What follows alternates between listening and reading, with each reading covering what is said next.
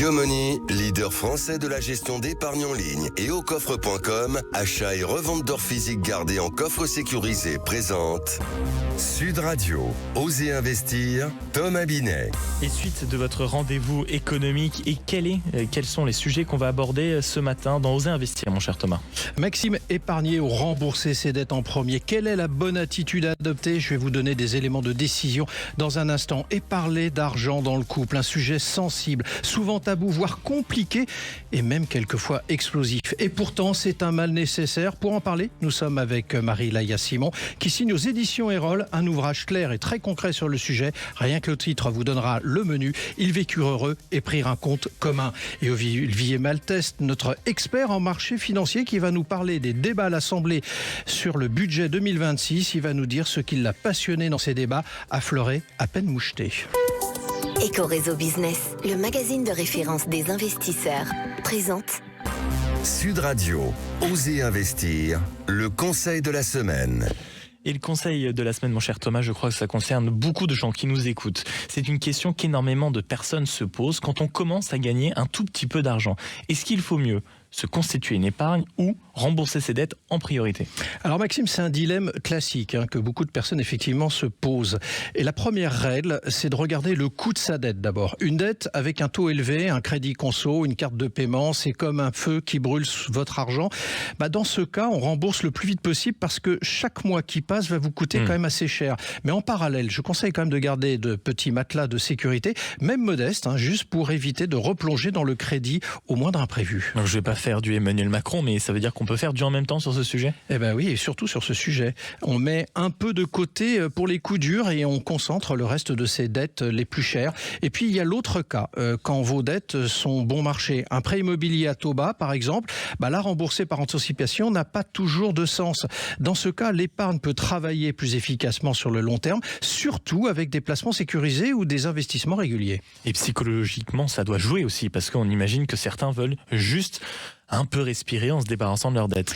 Oui, et c'est très humain. On sous-estime souvent l'effet mental d'un crédit qui pèse.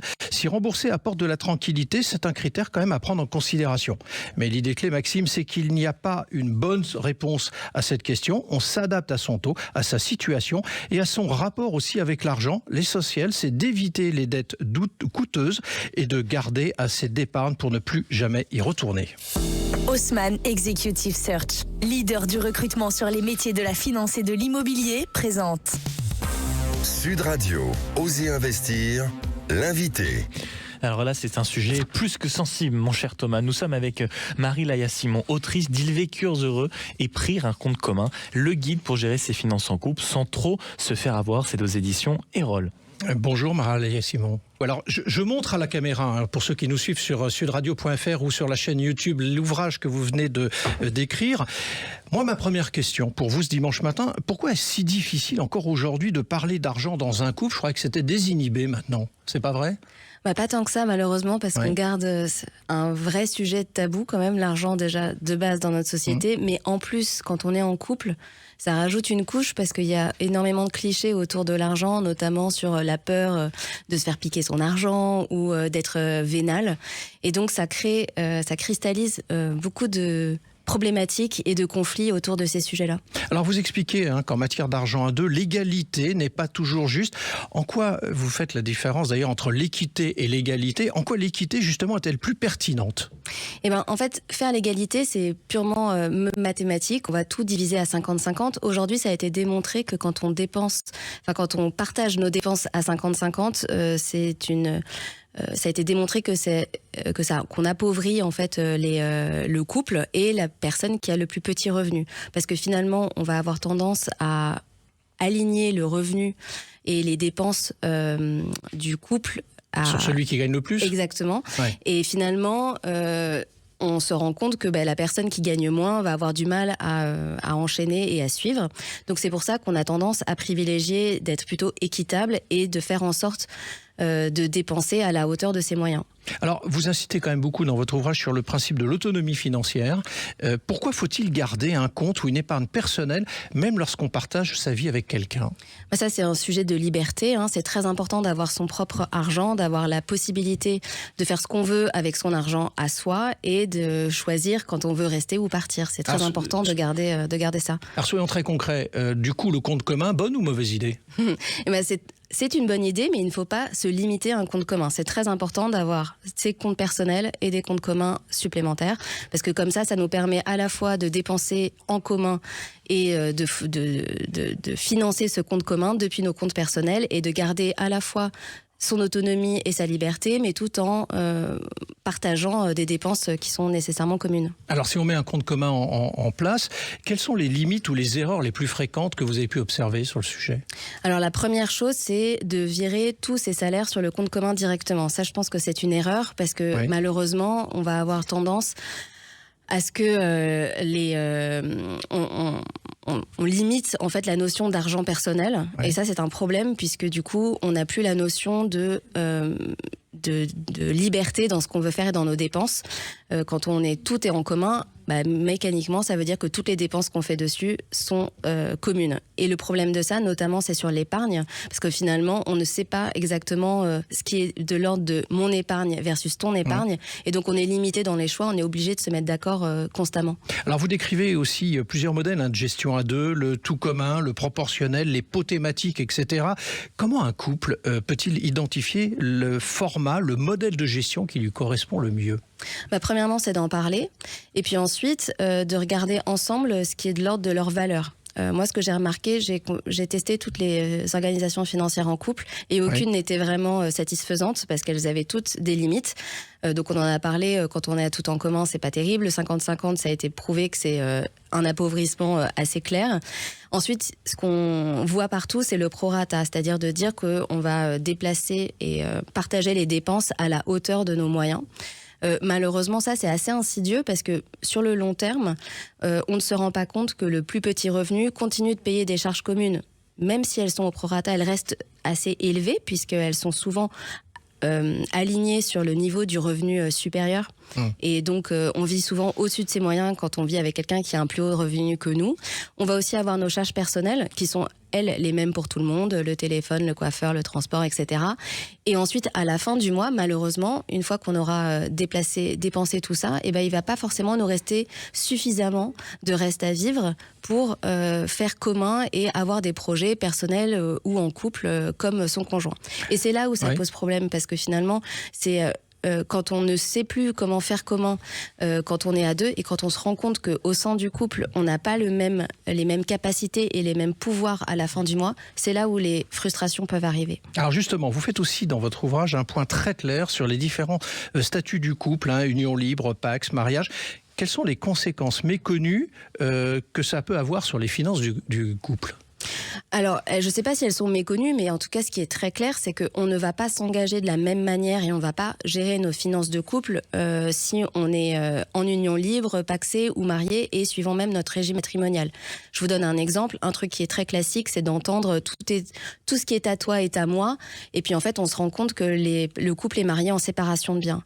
Alors, même si dans les faits, on peut imaginer que on a envie d'être généreux et de tout partager et de ne pas faire de différence, en pratique, les différences sont bien là quand on est en séparation de biens, et ça se démontre en fait au moment des séparations, où malheureusement il y a beaucoup de couples, et notamment de femmes, qui se retrouvent un peu surprises au moment de la séparation, en pensant qu'elles avaient partagé tout pendant toute l'union du mariage, et qui finalement se retrouvent au moment du divorce avec beaucoup moins de richesse que prévu. Ce qui veut dire que vous êtes en train de préconiser, sans le dire, la séparation de biens ? Non, pas particulièrement. En fait, moi, je pense que le bon régime, ça dépend du couple, des métiers de chacun, de leurs valeurs et de leur patrimoine. En fait, tous les régimes ont des avantages et des inconvénients. Moi, ce que je dis juste, là où au contraire je suis assez contre, c'est la séparation de biens de manière automatique. Parce que jusqu'à présent, en fait, moi, j'ai beaucoup entendu ça quand j'ai moi-même cherché à me marier. On nous a beaucoup dit, il faut absolument protéger la richesse, protéger l'individu. Donc, la réponse, c'est la séparation de biens. Alors, il se trouve que pour nous, c'était tout à fait cohérent, adapté, parce qu'on est entrepreneur, donc ça a du sens. Mais ça l'est pas forcément pour tous les couples. Et le problème de ça, c'est que malheureusement, quand on vit ensemble, on a forcément un impact sur les finances de l'autre. Qui se retrouve malheureusement pas toujours pris en compte dans la séparation de biens. Ma dernière question pour vous, si un couple devait retenir une seule règle après la lecture de votre livre, laquelle serait-elle ? La première, je pense... Enfin, une seule règle. Je vais essayer de me concentrer là-dessus, mais en tout cas, ce qui est important, c'est d'en parler. Oui. Et puis ensuite, de bien définir ensemble ce qui va être de l'ordre des valeurs de couple. Notamment, par exemple, sur la façon dont on va dépenser et si ça va être des dépenses communes ou personnelles. Réfléchir, se poser à deux sur ce qu'on considère commun et personnel, pour qu'ensuite, après, en découle un vrai cadre et un vrai modèle qui puisse les satisfaire. Merci à vous. Merci beaucoup, mon cher Thomas, et je rappelle donc que vous êtes Marie-Laïa Simon, l'auteur de ce livre « Ils vécurent heureux et prirent un compte commun », c'est aux éditions Erol. Blockshare, le cercle immobilier des investisseurs avisés, présente Sud Radio, Osez investir, le coin de l'expert. Thomas, nous sommes ce dimanche avec Olivier Malteste, professeur de finance à Paris-Dauphine, et vous allez revenir avec lui sur ce que l'on peut, si on peut, retenir des débats de l'Assemblée nationale sur le budget. Oui, Maxime, et d'abord des chiffres. 125 heures de débat pour au final aboutir sur un seul député favorable au texte. Il doit se sentir un peu seul, ce garçon. C'est ce qu'on appelle de l'efficacité parlementaire, Olivier. Qu'en pensez-vous ? Eh bien, cher Thomas, j'ai décidé de m'arrêter que sur le positif en ce dimanche. D'accord. Et Ça, c'est une prouesse. C'est pas mal. Je vais ainsi laisser de côté la tentation de toujours taxer davantage l'épargne, laisser de côté également la taxe Zuckman, qui a été rejetée quand même finalement par l'Assemblée, et même oublier le projet de taxe sur l'épargne non productive, qui prévoyait notamment une pénalité sur les rendements des fonds en euros, placement qui investit massivement dans la dette française. Et donc, qu'avez-vous réussi à retenir de positif de ces semaines de débat ? Eh bien, le PER, le plan d'épargne retraite, dans ce climat d'innovation fiscale, n'avait pas été touché par les votes des députés. Et alors que l'extrême majorité d'entre eux ont souhaité mettre en pause la réforme des retraites, nos élus semblent bien conscients de la nécessité de ne pas décourager l'épargne spécifiquement dédiée à nos vieux jours. La retraite par capitalisation semble même progressivement ne plus être un tabou. Alors justement, et d'ailleurs, cette retraite par capitalisation, d'après vous, pourrait être la solution ? Oui, mais en complément du système actuel par répartition, cela pourrait effectivement donner un petit peu d'oxygène. Mais attention à la manière dont seraient gérés ceux ou ces fonds de pension. Si les cotisants espéreront avant tout la performance, évidemment, l'homme politique, lui, pourrait tenter d'orienter les investissements vers le soutien à l'emploi ou à la souveraineté économique, par exemple. Alors, ces objectifs sont évidemment importants, mais ils peuvent entrer en conflit avec la recherche de rendement. Alors, pour finir cette chronique avec vous, mon cher Olivier, quel serait donc votre conseil ? Quoi qu'il arrive, ne délaissez pas votre épargne individuelle pour préparer votre retraite. Regardez du côté du PER, les fameux plans d'épargne retraite si vous n'en possédez pas encore un, et alimentez-le si vous en avez déjà un. Il faut profiter du temps long d'épargne pour la retraite pour considérer les actifs de long terme, comme les actions, et opter pour des versements réguliers qui permettent de se constituer une épargne, mais également de répartir les points d'entrée sur les marchés financiers. En résumé, ne laissez pas le bruit des taxes sur l'épargne vous ralentir. Merci Olivier. Et merci beaucoup, mon cher Thomas. On vous retrouve donc, comme d'habitude, la semaine prochaine, donc le dimanche, à partir de 9h. Sud Radio, Osez investir, Thomas Binet. Avec Yomoni, leader français de la gestion d'épargne en ligne, et aucoffre.com, achat et revente d'or physique gardé en coffre sécurisé.